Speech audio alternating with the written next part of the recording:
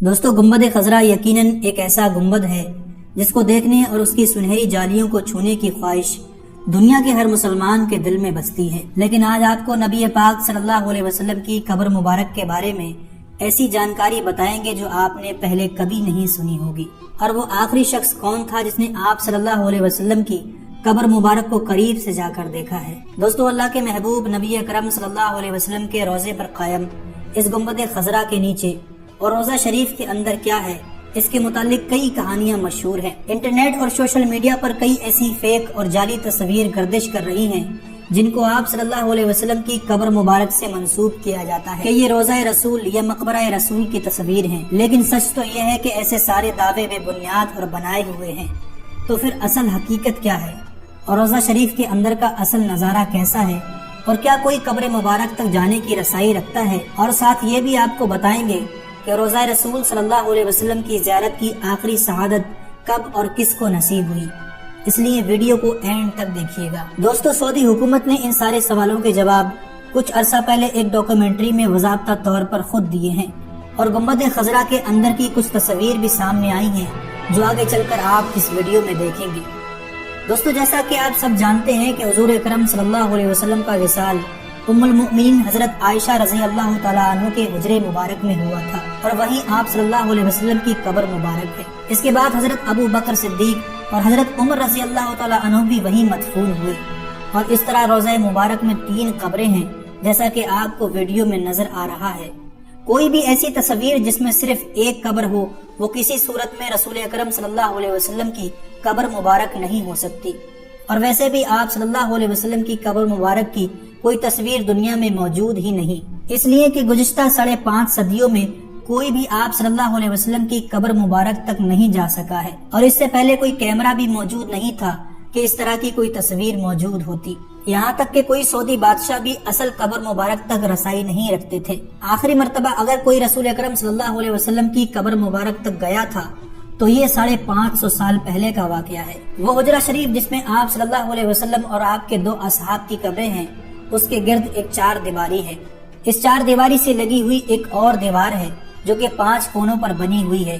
یہ 5 کونوں والی دیوار حضرت عمر بن عبدالعزیز رحمۃ اللہ علیہ نے بنوائی تھی، اور اس دیوار کے 5 کونے رکھنے کا مقصد اسے خانہ کعبہ کی مشابہت سے بچانا تھا۔ اس 5 کونوں والی دیوار پر ایک بڑا سبز رنگ کا غلاف ڈالا گیا ہے، اور یہ سب دیواریں بغیر کوئی دروازے کے ہیں، لہٰذا کسی کا بھی ان دیواروں کے پار اصل قبر مبارک تک جانے کا کوئی سوال ہی پیدا نہیں ہوتا۔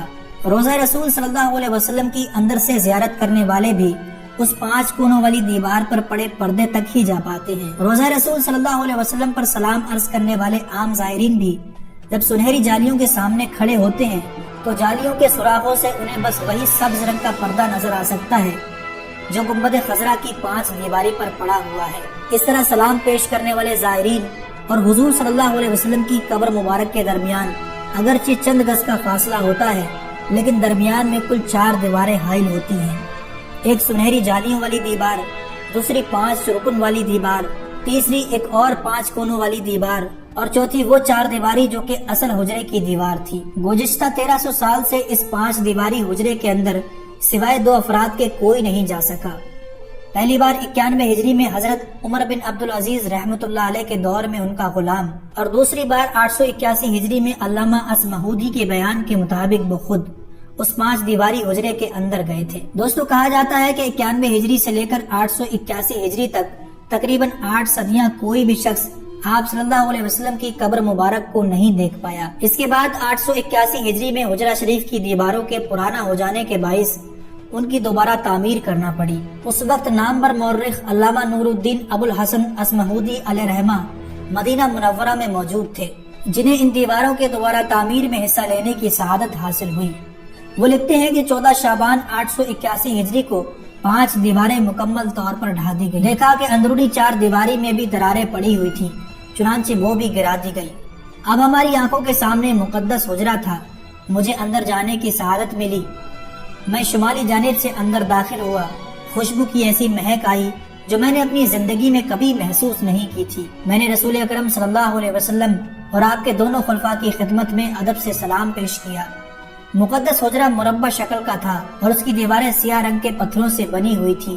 جیسا کہ خانہ کعبہ کی دیواروں میں استعمال ہوئے ہیں۔ چار دیواری میں کوئی دروازہ نہ تھا اور میری پوری توجہ 3 قبروں پر مرکوز تھی۔ تینوں تقریباً سطح زمین کے بالکل برابر تھی، صرف ایک جگہ ذرا سا ابھار تھا، یہ شاید حضرت عمر رضی اللہ تعالیٰ عنہ کی قبر تھی۔ قبروں پر عام سی مٹی پڑی ہوئی تھی، اس بات کو 5 صدیاں بیت چکی تھی، جن کے درمیان کوئی انسان ان دیواروں کے اندر داخل نہیں ہو سکا۔ اصمہودی نے اپنی کتاب میں آپ صلی اللہ علیہ وسلم کا ذکر کرتے ہوئے لکھا کہ اس کا فرش سرخ رنگ کی ریت پر مبنی ہے۔ حجرہ نبوی کا فرش مسجد نبوی سے تقریباً 60 سینٹی میٹر نیچے ہے۔ اس دوران حجرہ شریف میں موجود چھت کو ختم کر کے اس کی جگہ ٹیک کی لکڑی کی چھت نصب کی گئی، جو کہ دیکھنے میں حجرے پر لگی جالیوں کی طرح ہے۔ اس لکڑی پر ایک چھوٹا سا گنبد تعمیر کیا گیا جس کی اونچائی 8 میٹر ہے اور یہ گنبد خضرا کے عین نیچے موجود ہے۔ امید کرتے ہیں کہ قبر رسول صلی اللہ علیہ وسلم کے متعلق یہ انفارمیشن ویڈیو آپ کو پسند آیا ہوگا۔ اسے لائک اور اپنے دوستوں کو ضرور شیئر کریں اور ایسے ہی مزید اچھی ویڈیوز پانے کے لیے ہمارے چینل کو بھی سبسکرائب ضرور کریں۔